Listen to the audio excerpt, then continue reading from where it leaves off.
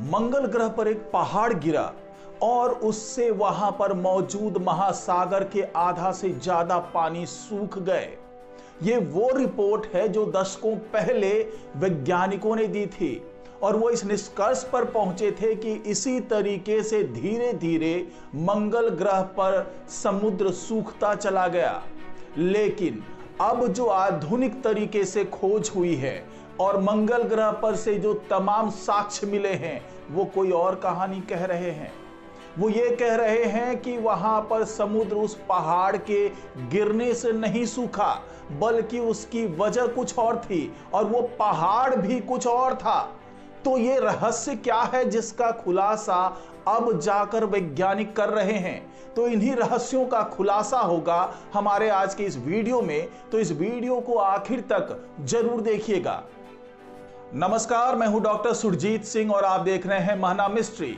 तो दोस्तों, मैं जिस पहाड़ के बारे में बता रहा हूं जिसके गिरने से समुद्र के पानी के सूखने का दावा किया गया था, उसके बारे में अब वैज्ञानिक बता रहे हैं कि वो पहाड़ कुछ और नहीं बल्कि एक उल्का पिंड था। जी हाँ, ये पहाड़ के इतना बड़ा एक उल्का पिंड था जो मंगल ग्रह के सतह से टकराया था और अब वैज्ञानिकों ने उस जगह को भी ढूंढ लिया है जहां पर इस उल्का पिंड की टक्कर मंगल ग्रह से हुई थी। और ये जगह जो है वो 110 किलोमीटर में फैला हुआ एक क्रेटर है और उसको देखकर वैज्ञानिक बहुत ही हैरान हैं। और उसके बाद जो तमाम लॉजिक सामने आ रहे हैं, जो तमाम दावे किए जा रहे हैं वैज्ञानिकों की तरफ से, वो पिछले दावे से बिल्कुल अलग है। बिल्कुल ही अलग थ्योरी को लेकर के अब वैज्ञानिक शोध कर रहे हैं। तो इसी थ्योरी के बारे में बताएंगे और ये भी बताएंगे कि समुद्र का पानी कैसे सूख रहा था और क्या इस उल्का पिंड की वजह से भी समुद्र का पानी सूखा या इसकी वजह कुछ और थी। तो ये तमाम चीजें मैं आपको बताऊंगा, साथ ही दिखाऊंगा भी, उस जगह को भी दिखाऊंगा जहां पर उल्का पिंड टकराया था मंगल ग्रह से। तो इस वीडियो में आप बने रहिए और अगर आपको ये अच्छा लगे वीडियो तो इसको लाइक कीजिए, शेयर कीजिए और कमेंट जरूर कीजिए। साथ ही इस महना मिस्ट्री चैनल को सब्सक्राइब कीजिए और बेल आइकन का बटन जरूर दबा दीजिए। तो दोस्तों, चलिए मैं लेकर चलता हूं आपको मंगल ग्रह के उस जगह पर जहां पर उल्का पिंड की टक्कर हुई थी। तो आप अपने स्क्रीन पे जिस जगह को देख पा रहे हैं, जिस क्रेटर को देख पा रहे हैं, ये वही जगह है जहां पर एक पहाड़ की ऊंचाई के एस्टेरॉइड की टक्कर हुई थी मंगल ग्रह से। और वैज्ञानिकों का दावा है कि ये टक्कर आज से करीब 3 अरब 40 करोड़ साल पहले हुई थी और इस टक्कर के कारण मंगल ग्रह पर 800 फीट ऊंची मेगा सुनामी आई थी। और शोध में पता चला है कि इस एस्टेरॉइड की टक्कर उसी तरह से खतरनाक थी जिसने पृथ्वी पर डायनासोर को खत्म कर दिया था। और वैज्ञानिक इस नतीजे पर भी पहुंचे हैं कि करीब 3.5 अरब से 3 अरब साल पहले तक मंगल ग्रह पर महासागर मौजूद था और इन महासागरों में एक दो नहीं बल्कि कई एस्टेरॉइड गिरे थे और जिसके कारण कई बार सुनामी देखने को मिली थी।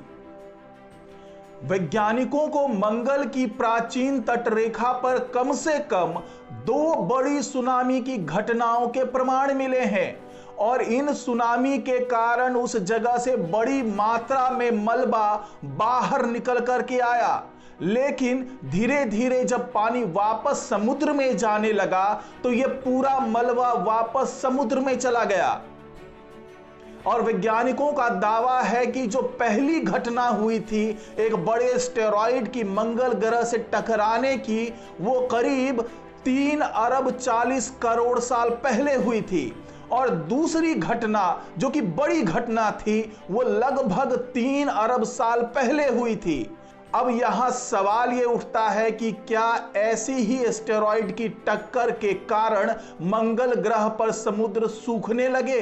तो इस सवाल का जवाब जानने से पहले मैं कुछ और चीजें आपको बता दूं दरअसल वैज्ञानिकों ने पोहल नाम के एक नए क्रेटर की पहचान की है और ये क्रेटर 110 किलोमीटर चौड़ा है और माना जाता है कि उस समय समुद्र का तल 120 मीटर ही गहरा था। और जिस पोहल क्रेटर की मैं बात कर रहा हूं उसके बारे में वैज्ञानिकों ने बताया है कि यह क्रेटर भी 3 अरब 40 करोड़ साल पुरानी चट्टानों से घिरी हुई है। और पोहल के आकार को देखकर वैज्ञानिकों ने यह बताया कि यह एस्टेरॉइड कम से कम 3 से 9 किलोमीटर इतना बड़ा रहा होगा और इसके गिरने से 1 करोड़ 30 लाख मेगाटन TNT ऊर्जा निकली होगी। और अगर इसकी तुलना की जाए तो पृथ्वी पर अब तक का सबसे शक्तिशाली परमाणु बम जार बम रहा है जो लगभग 50 मेगाटन TNT ऊर्जा वाला है। और वैज्ञानिकों ने जब एस्टेरॉइड के टकराने के बाद के मंगल ग्रह पर प्रभाव को नापा तो उन्होंने पाया कि एस्टेरॉइड के टकराने से समुद्र में करीब 820 फीट ऊंची लहर उठी थी और यह लहर वहां से यानी कि जिस जगह पर एस्टेरॉइड टकराया था उस क्रेटर से लगभग 1500 किलोमीटर दूर तक जा सकती थी। और वैज्ञानिकों का यह भी दावा है कि इस टक्कर के कारण जो लहरें बाहर निकली जो बहुत दूर तक मलबे को अपने साथ ले गई उसके निशान अभी तक वहां पर मौजूद हैं और वो देखा जा सकता है कि किस तरीके से बड़ी मात्रा में पानी बाहर फैला होगा और वो अपने साथ मलबा भी लेके गया होगा और फिर जब मलबा वापस आया पानी के साथ में तो उसके निशान भी वहां पर देखे जा सकते हैं। अब सवाल ये उठता है कि क्या यही वो वजह है क्योंकि जो 2 बड़े एस्टेरॉइड की बात की जा रही है जिसकी टक्कर हुई है मंगल ग्रह से, तो क्या यही वजह थी जिसके कारण मंगल ग्रह का पूरा समुद्र सूख गया?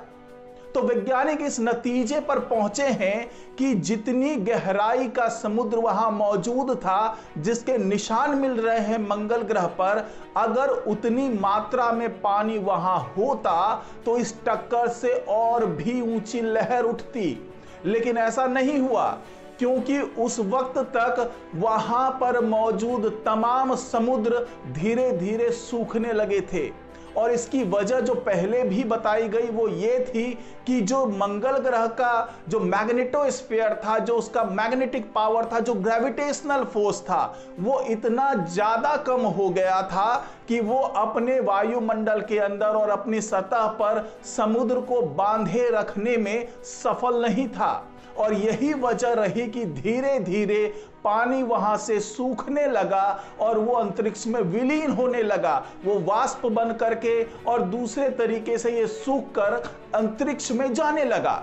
तो वैज्ञानिक अब इसी नतीजे पर पहुंचे हैं कि भले ही बड़े बड़े आकार के एस्टेरॉइड की टक्कर हुई है महासागर से, लेकिन उस महासागर की सूखने की वजह वो टक्कर नहीं थी बल्कि उसकी तमाम और भी वजहें थी जिसके बारे में वैज्ञानिक समय समय पर बताते रहे हैं। तो आज की रिपोर्ट में फिलहाल इतना ही। नमस्कार।